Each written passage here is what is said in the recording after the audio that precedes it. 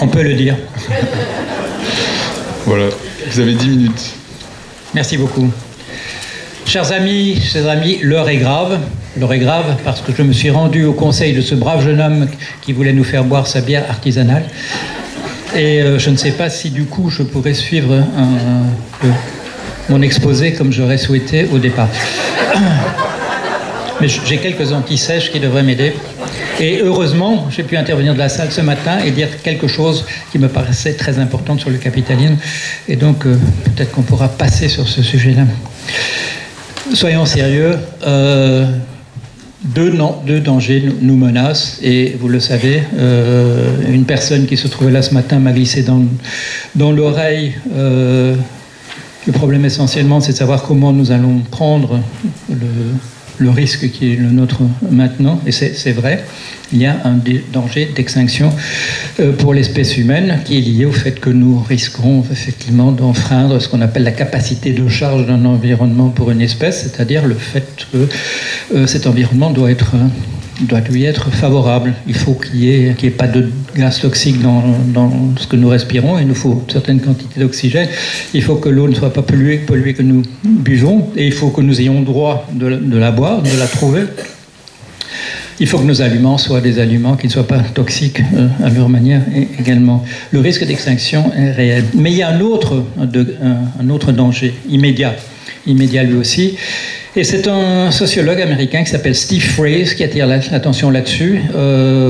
Ça fait très mauvaise impression. Il jette un pavé dans la mare. Il parle d'un risque d'exterminisme. Et c'est quoi l'exterminisme? C'est quand une partie d'une population décide de se débarrasser d'une autre. Et comme nous savons, il existe maintenant des moyens industriels, depuis 1941, 42, il existe des moyens industriels de se débarrasser d'une partie de la population qu'on juge gênante. Vous avez peut-être vu cet article, je l'ai mis en exergue sur mon blog, cet article écrit par la rédaction du Monde sur la manière dont les rédacteurs du Monde ont été un peu choqués de la manière dont les lecteurs du Monde ont parlé des Gilets jaunes. On parlait en termes extrêmement négatifs.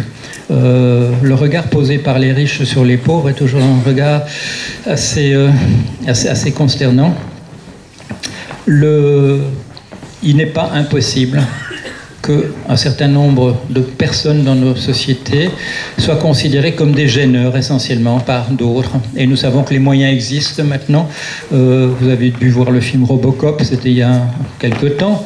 Mais ces Robocop, ils existent maintenant. Il y a des moyens de éliminer. On appelle ça des munitions intelligentes. Le moyen de se débarrasser d'une partie de la population. C'est pas qu'on vous ira à la manifestation, peut-être qu'on vous fera disparaître, c'est peut-être qu'on vous retournerez vers votre bagnole. Le danger d'exterminisme existe dans nos sociétés. Et il existe d'autant plus que le travail disparaît et qu'une grande partie de la population était salariée et que ce travail disparaît. Je ne vais pas entrer dans les chiffres, ce n'est pas le sujet aujourd'hui. Certains vous disent que c'est seulement 9% de la population qui va perdre son emploi dans les années qui viennent. D'autres chiffres donnent 40% ou 60%. Ce n'est pas simplement l'intelligence artificielle, c'est l'automation, c'est la mécanisation. Tout le travail est en train de disparaître, et pas simplement au niveau des caissières, pas simplement au niveau des lignes d'assemblage, ou aussi les médecins, les grands spécialistes d'oncologie. La machine fait mieux qu'eux maintenant, et ils ne vont plus être indispensables. Alors qu'est-ce qu'il faut faire? Il faut le plus rapidement possible séparer la question des revenus des gens qui étaient des travailleurs, comme on les appelait autrefois, des salariés récemment, on les appelait aussi des prolétaires, séparer la question pour ces personnes qui gagnaient leur vie en travaillant, séparer la question de leur revenu de celle du travail qui sera effectué, parce que ce travail est en train de disparaître. Et ce n'est pas simplement qu'il est délocalisé quelque part. Les secrétaires, les cénodactylos n'ont pas été délocalisés en Chine. Elles ont disparu par l'invention du logiciel qui s'appelle traitement de texte purement et simplement. Il faut séparer la question des revenus. La personne qui est remplacée par une machine, la machine va continuer à travailler et elle va rémunérer la personne qu'on appelle le capitaliste, c'est-à-dire le propriétaire de la machine qui a pu avancer l'argent. Que vont devenir les autres? Deux solutions possibles. La solution du revenu universel, revenu de base, c'est une possibilité de donner de l'argent à tout le monde. Une autre possibilité, c'est la gratuité. Personnellement, j'étais acquis dès le départ à l'idée du revenu universel, mais c'est en regardant les chiffres que je me suis aperçu que c'était probablement pas le bon angle d'attaque. Ça coûte très très cher. Les Anglais ont calculé que ça coûte 12% du PIB en Grande-Bretagne le revenu universel. La gratuité sur l'indispensable, ça représente simplement 2,2%. C'est à notre portée. On ne peut pas dire que c'est pas à notre portée. D'où vient cette question du revenu, de la gratuité pour l'indispensable? Elle nous vient d'un fameux discours sur les subsistances d'un certain Maximilien Robespierre, qui nous a posé la question: quel est le premier objet de la société? Le premier objet de la société, c'est de maintenir en vie les êtres humains. À qui répondait-il? Il répondait à ceux qui venaient d'inscrire dans la Déclaration des droits de l'homme et du citoyen comme un droit sacré, le droit à la propriété privée. Il dit: avant la propriété privée, il y a le droit de vivre. Il faudrait séparer l'économie en deux parties, celle pour l'indispensable, qui ne serait pas, comme on dirait maintenant, marchandisée, monétarisée, et l'autre qu'on pourrait laisser, le superflu, qu'on pourrait laisser à l'activité des marchands.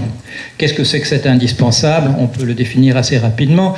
C'est bien entendu l'alimentation, l'habillement, la santé, l'éducation. Aujourd'hui, le téléphone, la connectivité, etc. Il faudrait revoir la définition de temps à autre, bien entendu, mais il faut commencer par là. Le revenu universel, malheureusement, donner des chèques aux personnes, j'ai travaillé 18 ans dans la banque, c'est une proie toute désignée pour les milieux bancaires. Il y a aussi, bien entendu, on appelait ça autrefois boire sa paye, il y a aussi la possibilité de mal utiliser l'argent qui est donné. Il faut le plus possible. Pour tout ce qui est de l'ordre de l'indispensable, à mon sens, il faut le protéger, l'immuniser contre la monétisation. Alors, la gratuité, à mon sens, c'est la première étape. C'est une première étape. La question a été posée ce matin. La gratuité, pourquoi? À mon sens, la deuxième étape, je l'ai signalé, mais je le rappelle, la deuxième étape, c'est aller vers un monde sans argent. Un monde sans argent. Quand Keynes, en 1936, pose la question, qu'est-ce qui ferait si que tout le monde, demain matin, se réveille dans un monde se disant soulagé, le monde est soudain meilleur? Il répondait à l'époque le plein emploi. Le plein emploi, nous ne l'aurons plus précisément parce que le travail et l'emploi disparaissent. Qu'est-ce qui pourrait faire que nous réveillons demain dans un monde en se disant tout à coup nous sommes soulagés, la vie est devenue bien plus simple? Un monde sans argent. Il faut aller vers là. Pourquoi faut-il aller vers là? C'est la deuxième étape, à mon sens, pour éliminer finalement le système capitaliste qui repose sur la propriété privée. La propriété privée, nous le savons, elle contient la notion d'abusus. La notion d'abusus, le propriétaire peut faire ce qu'il veut de la chose dont il est le propriétaire. Des lois sont intervenues ici et là pour protéger, pour empêcher que ce soit véritablement le cas. C'est vrai pour les individus, c'est vrai pour les personnes, ce n'est pas vrai pour les entreprises. L'abusus est encore total pour les entreprises. L'autre système de comptabilité aussi ne tient absolument pas compte du fait que de savoir si quelque chose est renouvelable ou non. Les externalités négatives, comme on dit, ne sont pas comptabilisées. Notre système comptable, notre système capitaliste est un système de destruction des ressources. Il ne tient pas compte d'aucune manière, ni dans l'abusus, ni dans la comptabilité, de fait que nous soyons propriétaires de quelque chose qui est renouvelable ou non. Nous pouvons détruire dans le système actuel quelque chose qui ne pourra plus jamais servir à personne sur notre terre. Si nous voulons survivre, je termine par là, il faut que nous, dans l'immédiat, que nous allions à l'encontre de ce risque d'exterminisme qui est absolument réel, c'est-à-dire qu'une partie de la population apparaisse comme des gêneurs purement et simplement, et que l'autre partie de la population qui n'en a plus absolument besoin de ces gêneurs essaye de les éliminer. C'est la première chose. La deuxième, c'est la tâche ultime, si l'on veut, pour notre espèce bien entendu, c'est empêcher l'extinction.